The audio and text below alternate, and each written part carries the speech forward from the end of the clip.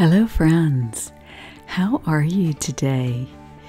Well, today I'd like to chat with you about the new moon. And the new moon occurred on Tuesday, June 28th. It was 7:52 p.m. Pacific time.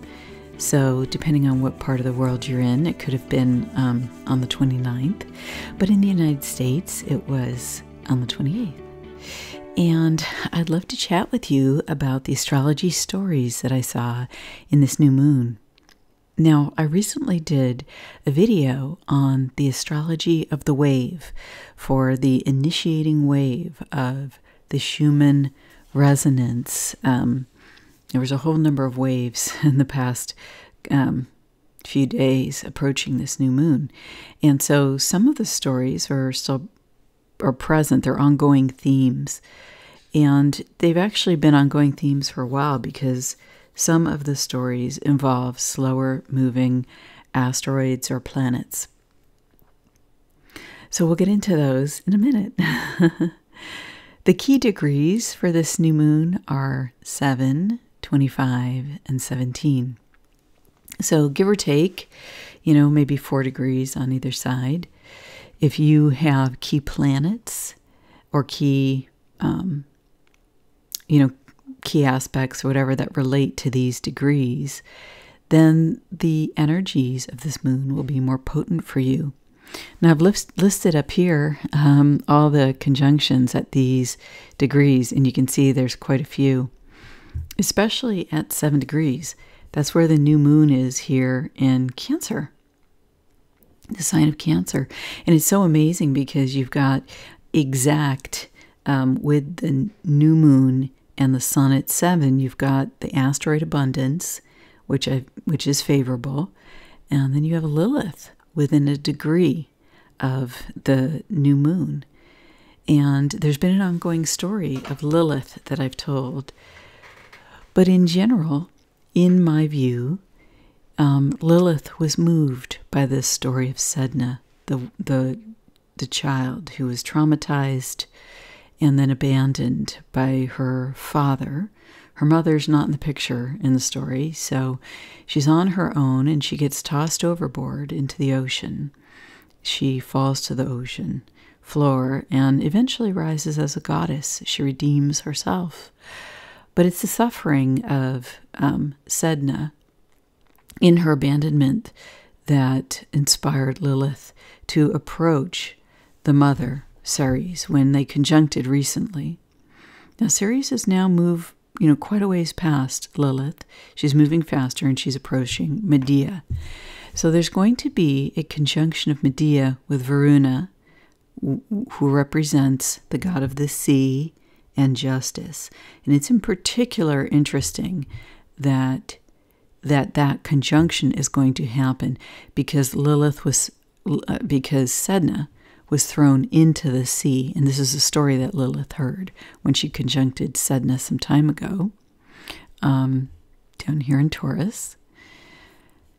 She was thrown into the sea. And now the god of the sea, who's also the god of justice, the Hindu god of justice, is going to conjunct in coming months with Medea. And Medea, Medea may, the energy of psychopathy may be restrained from that, or there may be court cases or some form of justice that comes about in our world related to this. So that will be interesting to track. But we're not at that part of the story yet.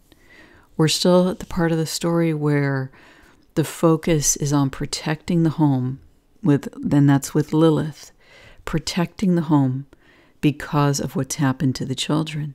And Lilith is obviously a woman. She's fiercely independent. The home is not her natural. She doesn't feel comfortable in the home and with kids. But the fact is that she's seen the trauma of Sedna. And something has to be done. Things have gone too far one way. And when that happens, balance is called for. And that's where the midheaven is in this chart. in the United States. Now, of course, depending on your location in the world, it will be slightly different. But in the United States, I've checked, major cities, and that's where the midheaven is. It's in Libra. And in fact, in key cities in the United States, there's a yod pointing to the midheaven. Now, depending on the degree, there's a slightly different interpretation by degree, but in general, this is God's finger, the finger of God pointing at restoring balance. And key cities, for example, that this occur in San Francisco, New York, Los Angeles, St. Louis, Chicago, okay, have yods. So there's when energy stretches out, very far, when trends stretch out, there's a reckoning and a return to balance. And what happens is we stretch out, we move as far out from the God principle. This is just, I'm just not saying anyone personally, but I'm just saying that energies, when they stretch out as far as they can from the God principle, there's a falling back that happens. And those trends, those energies start to move closer to the God principle, the light, towards balance, and how that's enacted in the world. And we're certainly seeing that, fascinatingly. Whether people like that or not is another story, but that is how the energies are unfolding. And so when you have overriding external energies that are just extremely powerful and backed by divinity, as these are, then you can simply look at your place in your world and then make a choice of how to act. And Lilith empowers us to become more independent, to become more self-sufficient. So in the home, Lilith can also empower us to take responsibility for our fertility. For example, as a woman, to learn your cycles, to know when you're most fertile, to become more sensitive to your own body, to learn natural ways of addressing your fertility, whether that's to enhance it or not. Because there's all sorts of information about the timing of natural cycles that reveal to us that we are not fertile for most of the moon cycle. We're only fertile for a certain number of days within the cycle, maybe 6 to 8 days, okay? Now, I'm not a biologist, I'm not a doctor, but I am a woman who has done a lot of studying on this because I like to take control of my fertility. And so, this is research that we can arm ourselves with. This is self-knowledge that we can now become responsible for. And it would behoove us to become responsible for these things just in general in life, because being fertile is a key part of being a woman. Now, just, I didn't know I was going to talk about this that much, but I guess Lilith in Cancer, it makes so much sense to me, and I didn't see it before. I just started talking about it right now. But to stand on your own 2 feet as a fertile woman means taking responsibility for the fact that you have the capability to produce offspring and to have children, and what that means for you, and then to communicate that with your partner and to communicate that with men, because they're not going to be as aware because they don't have that physical body responsibility. And so teaching our men about this, right, teaching our partners about this is important as well. And that's another way to stand on your own 2 feet as a woman in relationship. And so these are, I'm just stunned, about this aspect. It's so fascinating. I just didn't think of it. Now, it's interesting because Hygeia at 3 degrees here is actually conjunct a fixed star by 2 minutes. And the fixed star that it's conjunct is Princeps. And let me tell you a little something about Princeps here. It's in the constellation Bootes, and Bootes is called the herdsman or the plowman, but it's actually a man with a spear, and he has 2 dogs on a leash that run before him, and he's got a hold of them. Now, this is from Astrology King. And it's said to give prosperity from work. It's said to give strong desires, but also a tendency to excess, a fondness for rural pursuits, a liking for occultism. This herdsman or plowman is a protector of all creatures. He does not strike with his weapons if a loud noise or fearsome noise will insert his authority instead. So he has great self-restraint. And there's another aspect too here. The Arab name of this character is Al-Awa. And it's close to the name, that name is very close to the name of God. And that gives this name, the Arab name for this character is the first, implying closeness to God. And so it's interesting because from a health perspective, there's also a favoring here of rural pursuits. So it implies a favoring potentially even of agriculture, of hunting. It implies the liking for occultism. So there's an aspect of occultism of being in alignment with the natural world, okay? And this moon is a highly intuitive moon. It favors that. It favors alignment with the natural world and with divinity through us, which is an aspect of occultism. Occultism can't exist, in my view, without divinity through us. It's an understanding of divine principles applied in very fundamental ways in the physical world and in the non-physical world, very close to the physical world. And, I just want to add a personal observation to the meaning of this constellation. Because I've worked with many people energetically, I've met many characters because many human beings embody archetypes, archetypical characters. And one of the characters that I have met working, and when I say met, it's more like I observed the character, okay, because it wasn't really a meeting, it was an observation. I observed the character of Quetzalcoatl. And oh my goodness, Quetzalcoatl is just simply amazing. The level of energy that this character has and the fiery divinity of the creator, it really almost embodying the flaming nature of the sun. It was really something to behold. And Quetzalcoatl had on a leash 2 dogs when I observed this character. It was absolutely incredible. And it's incredible that this is the image of that constellation. I was unaware of that.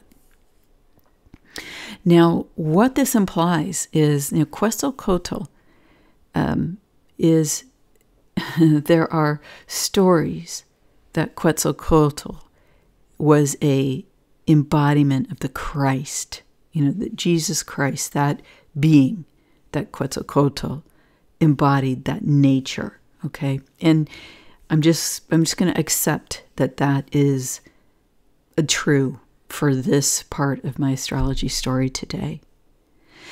And so we have Hygiea, and Princeps is in retrograde, so that's something to remember.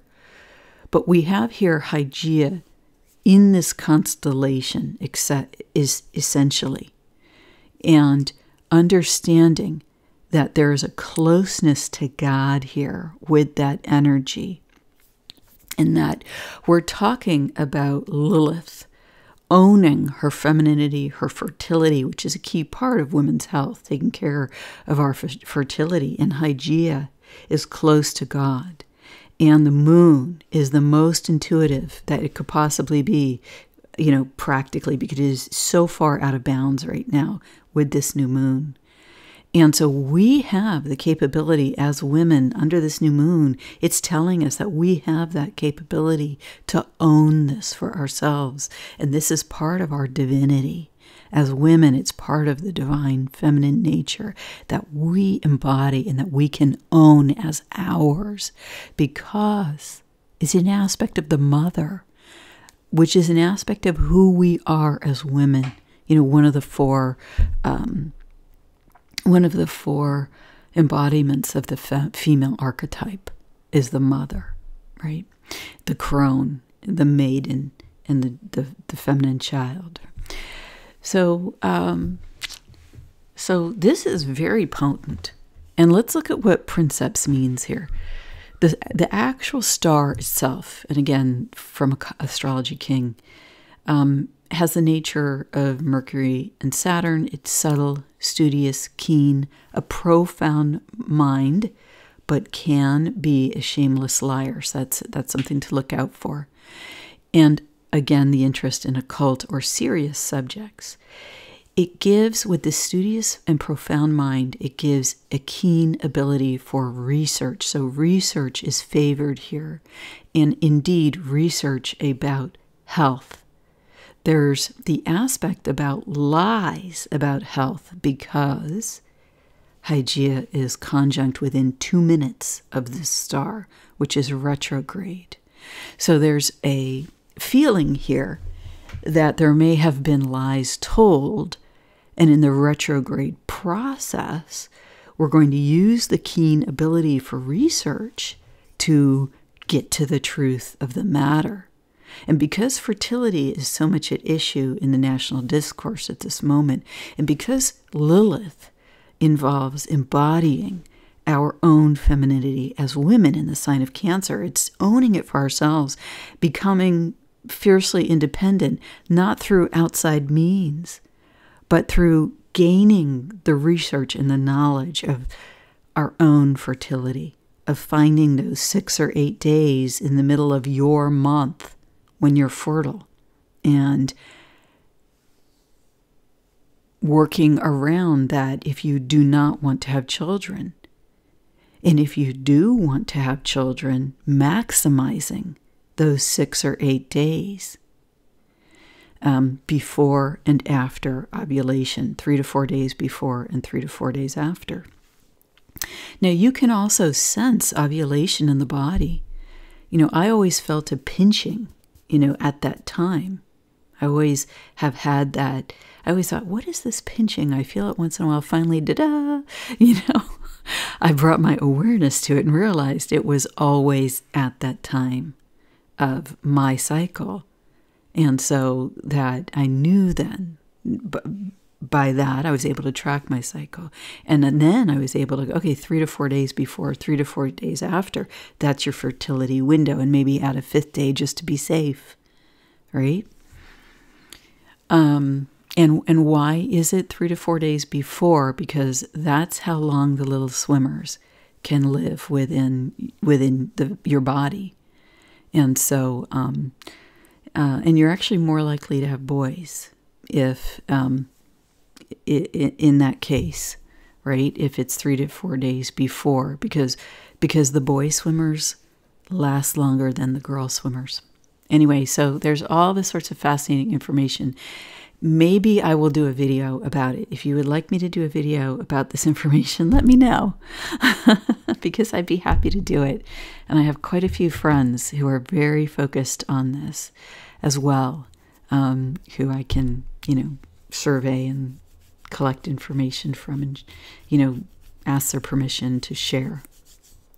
So at any rate, gosh, I didn't know this was going to be part of the new moon. Okay, this video, I did not anticipate that at all. I have no notes on it, but yet this is what is moving through me, in the moment when I'm one-to-one with my divine guidance. This is, it's because of Sedna. In the story, the whole reason she ends up in the boat is because she is, well, first she was pregnant. And why was she pregnant? In the Inuit story, it's because the father let a stranger into the house who raped her, slept with her, and at the time when she was fertile, and then she had children, right? And then because she had children, she was isolated because of, it wasn't within the cultural norms. That's in one story. And in another story, she's married off to an old man who treats her terribly, and her father rescues her from that, realizes he made a mistake. And then in the storm, right, fleeing, in the rescue, in the storm, she's thrown overboard. And in the Inuit story, the other version of the story, she's returning home from the island. There's a storm and she gets thrown overboard. So this is how it started. Okay, so now I'm going to move on from this part. Let me just make sure there's nothing else I wanted to say. Oh yeah, about princeps. Before I move on, what I wanted to say is there's an energy here with princeps of our capacity to both protect and be protected. But princeps means princes, okay, or princess. And it's about being, what is a regent? Okay, a regent prince. The regent prince has responsibility to the crown for how things are going on the land, that the job is well done on the land, right? Or in the domain of the principality. And if we think of our body as being our land, and if we think of as a woman being the princess or the queen, depending on where you are in life, right? But you are you are responsible for yourself.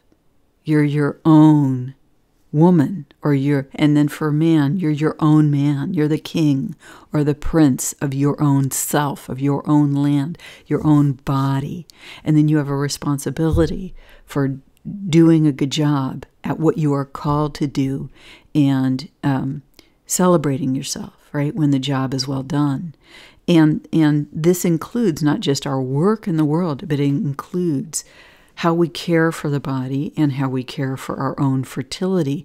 And to be responsible for fertility is a woman's job, but also a man's job, to listen to the woman's knowledge about, when am I fertile, when am I not fertile, are we wanting to have children, are we not wanting to have children in this moment, and acting accordingly.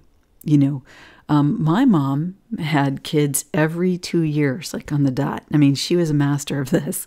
And of course, we never talked about the details because, we just didn't talk about these things. But I certainly noticed how good of a job she did. And it inspired me to learn the information myself, which I did. So yeah, these are really beautiful things. And with Ceres in Cancer, still the sign of the home, motherhood, also, that energy is present in the sign of Cancer. So I had an idea to just add Anti-Eros and see where it was. And then I thought, well, if I'm adding Anti-Eros, I should add Eros.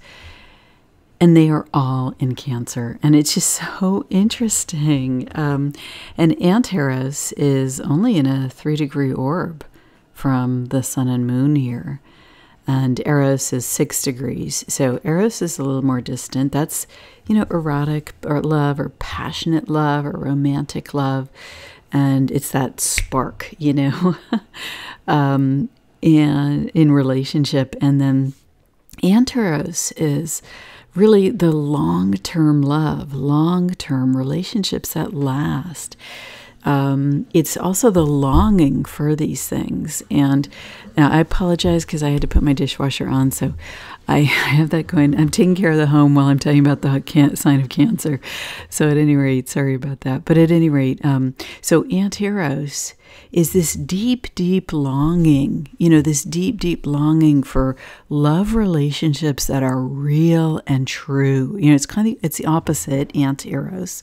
It's kind of the opposite of Eros, which, oh yes, it's passionate, it's joyful, it's sexy, but it's also can be very short term. It can be very short term relationships, and that's The longing for the long-term, permanent, something real is highlighted because of its closeness to the sun, and because the sun and the moon are applying to Anti-Eros at the moment. So we want it all. You know, we've got the mother, we've got the mother who loves and cares for her brood, and is in relationship with the father. We've got Lilith, the independent woman. We've got, the longing, the deep longing for love. We've got the new beginnings of the new moon and the light of love and transparency, and our emotions stable and settled in the sign of Cancer, and that erotic, that attraction that just is the juice, right? So we want it all in this new moon, and that focus of wanting it all is I would say, it's in relationship with the self first, because to really feel safe in the world and really be able to express your emotions takes knowing the self. And then and then you want to be in relationship in your home, right? With a partner, with your family, and, have the family unit. And I'd say that this moon is about a new beginning for that, a new beginning for home life for all of us, in whatever ways that works for you. And depending on where your key aspects are in your chart, or what sign you are, it may be resolving issues around this. Resolving issues around your family home that you grew up in, or resolving issues around learning to create the home that you want for yourself, what tasks you need to do or whatever. So you have all these aspects. And then, interestingly enough, you also still have Medea in the sign of Cancer. Medea is just, watch out, she's dangerous. And she's a psychopath. And you still have her. She hasn't exited the house yet. She hasn't exited Cancer yet. And so you have those who wish to manipulate, right, aspects of motherhood, those who wish to manipulate aspects of fertility, those who wish to manipulate things about children. And they are still, that energy is still in Cancer right now. And so the aspect of guardianship of the self, and guardianship of ourselves, and our procreative ability, our ability to be responsible in relationship, to be responsible for our fertility, and then to, when we have children, to be responsible and protective of the family home from those who would exploit us, who are outside the home. The last story that I wanted to highlight here today has to do with our creativity and our genius, our inherent skills, our talents from God. And that is the Pluto, Michelangelo, Sedna Grand Trine, and Neptune opposing Michelangelo. And I think the key question here is, where is our focus? So here's Michelangelo up here at 23 Virgo. You've got Pluto retrograde at 27 Capricorn, and Sedna at 29. Now I know it's a bit wide here. Oh, sorry. You also have Pallas Athena. I should have put that in the list. Pallas Athena at 27. What this is about, in my view, is we reach the soul, right? Pluto's in retrograde. So we touch the soul many times through our traumas. Our traumas are what break us open, our greatest challenges. And when we do that, we have the opportunity to reconnect with the divinity within. We have the opportunity to reconnect with God, to connect with the source that we are. And creativity springs from that. And so whether or not we do that connection consciously, when we get inspired and then we allow that to flow through us in creativity, that's when we can express our genius artistically, or however else we do that in the world. Because some people are incredible painters, right? But some people are incredible researchers, and some people are amazing advocates, and some people are wonderful speakers, and some people want to be in politics and run for school board, and some people want to organize volunteer groups. And, so there's all sorts of skill sets that we have, and I'm including the genius that it takes to do all of those human activities in my reading here, because it's about what inspires us. It's about allowing ourselves, right, to have that connection, and then to have that expression, and to act in the world, and to receive accordingly. I mean, can you imagine Michelangelo? I think he was lying on his back painting the ceiling, and did he know that he was creating a masterpiece when he was doing it? I'm sure that he did. I mean, he had to know. And to create a work of art like that, imagine the juice, like the divinity that pours through you to pour all that out in art onto the ceiling of the Sistine Chapel. And it's most often that those relationships that have pained us the most spur the greatest inspiration and creative drive within us. It's like Pluto. I remember I was going somewhere and I was consulting an astrologer, and that area was ruled by Pluto in the chart, the synastry chart of the person I was going with and myself. And the astrologer said, you're either going to hate it there or you're going to love it there. And it's kind of like, that's Pluto, right? It either wrecks us or we save ourselves and reconnect with our soul. And if we can walk through the fire, it's like, when people walk over the coals in their bare feet. If we can walk through the fire, we come out with the connection with our soul intact. If we can come out through those traumas, and Pallas Athena stands beside Sedna now. Pallas Athena gives humans the tools to face our heroic journey. And here she is doing this for Sedna, and with the support of Pluto, who's retrograde. Okay, so he's reviewing, right? We're reviewing the details here. And if we allow that inspiration to come through, we can create the most amazing, inspired works of art in the world. Whatever that happens to be for you. And maybe it's raising an amazing family. Maybe you're a mom doing an incredible job with your kids, and you know it's hard, it's tough, it's challenging, but you're doing the right thing. And maybe you're a dad and you're just working your ass off for your family, and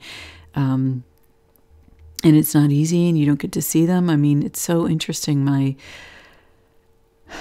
My dad is he's having his health challenges at this time.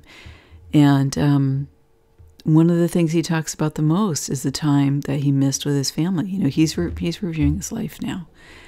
And he apologized to me for not being there, and at different times. And I said, Dad, you were there for us because you were doing what you needed to do to provide for the family. And that's, you helped keep it together, keep the home together by doing that.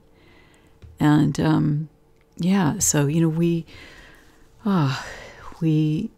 each have the ways in which this affects us intimately, and close to our hearts. But Michelangelo opposes Neptune, which is now retrograde at this new moon. And it gives us the opportunity to review, what's an illusion? And Neptune is sextile Pluto. That can't be easy. And it's going in the same direction at least. But, if there's an illusion, even though it's sextile, at least there's the opportunity with the sextile, which is usually favorable, to resolve it before it spins out into something that's not good for us, right? Or the Plutonian energy burns it to dust before our eyes. And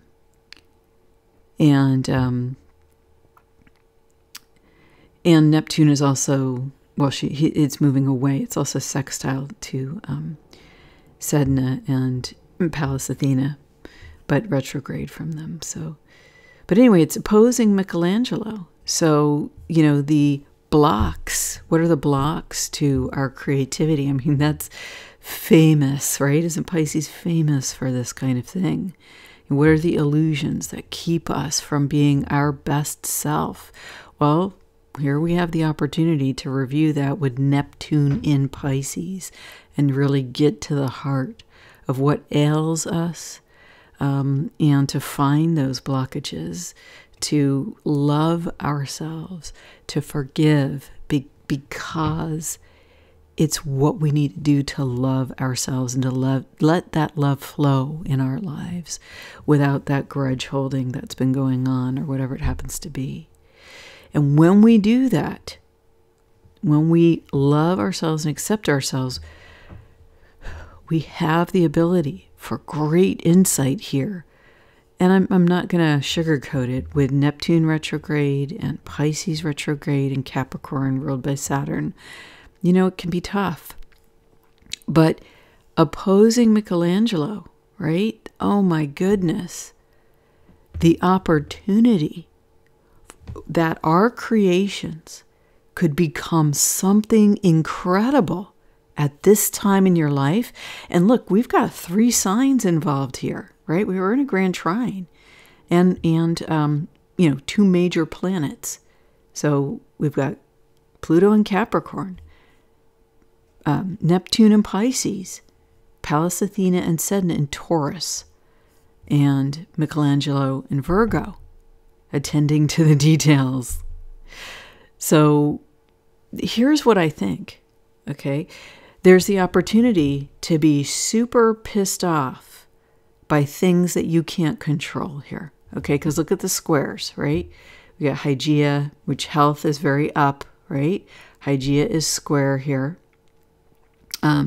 It's square to Varuna, which is justice, all right? So there's these issues about health and justice, and this isn't right. And the way that you resolve the square is you let it go, okay? And you might not like hearing that, especially if you're very identified with what is going on for you in whatever area of health that happens to be with. And you've got Hygeia, square, Metis and Nike. It's still square, the wise counselor, and victory. Okay, so this is a tough aspect here related to health and in the house of secrets. Okay, so this isn't going to be resolved in the near term, but when it's resolved, it will benefit the home. Here, Vesta, trine, Hygeia. So, which is trine the sun. So the other grand trine is Hygeia, Vesta, and the sun and moon. I talked a lot about this in my last astrology video about the Schumann Wave, and I also talked about Vesta and Saturn, so I'm not going to go into that now. But so we can focus on the energy of the square and be at odds with something that's simply not resolvable from an individual standpoint. That's the setup here, as much as we don't like that, okay? But the divine is saying, you know, for much of the country, the divine is pointing an arrow at the midheaven. Bring balance back to your thinking here. Bring balance back to your emotions here.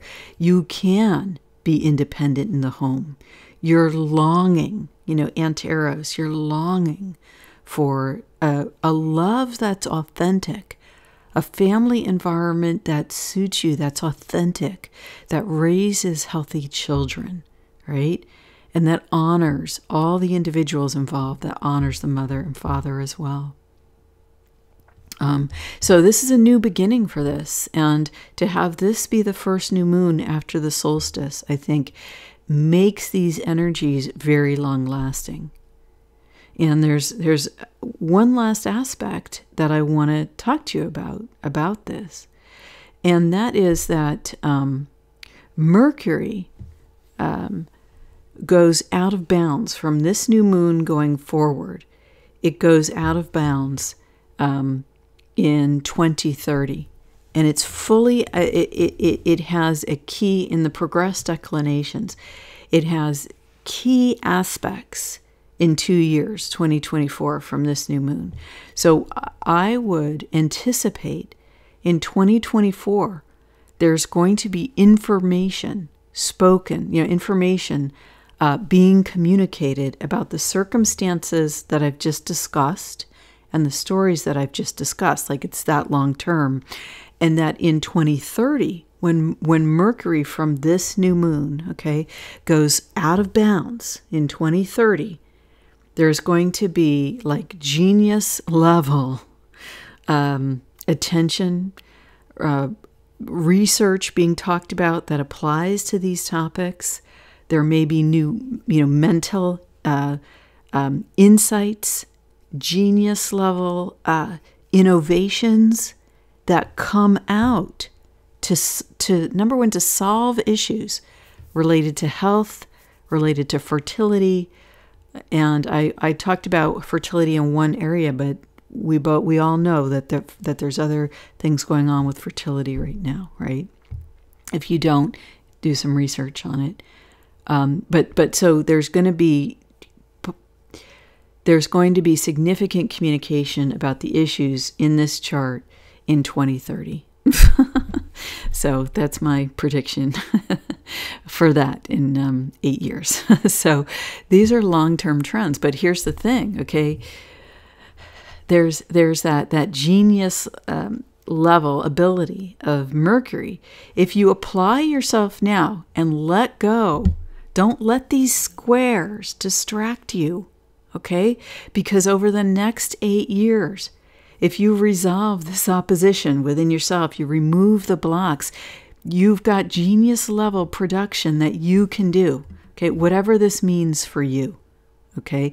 Wherever your genius, your special talents as a living human being with a soul, whatever plan that God has for you that you choose to act on, right? That you're guided to expressing those talents. If you focus on that over the next 8 years, the possibility for this to come into great fruition is there for you. And so that's what I would say is the overall reading here for the new moon. Thank you. Thanks for listening. I'm just so joyful that you are here today. I do readings, and if you're interested in looking at how these energies affect your personal chart, or looking at your own asteroids or stars and having interpretations about these things, I'm happy to do sessions with people. And if you have asked me for a session and I have not gotten back, I was busy for a longer period than I thought I would be in June, and I'm now ready to act on those. So, yeah. So I look forward to working with some of you. Thank you for being here.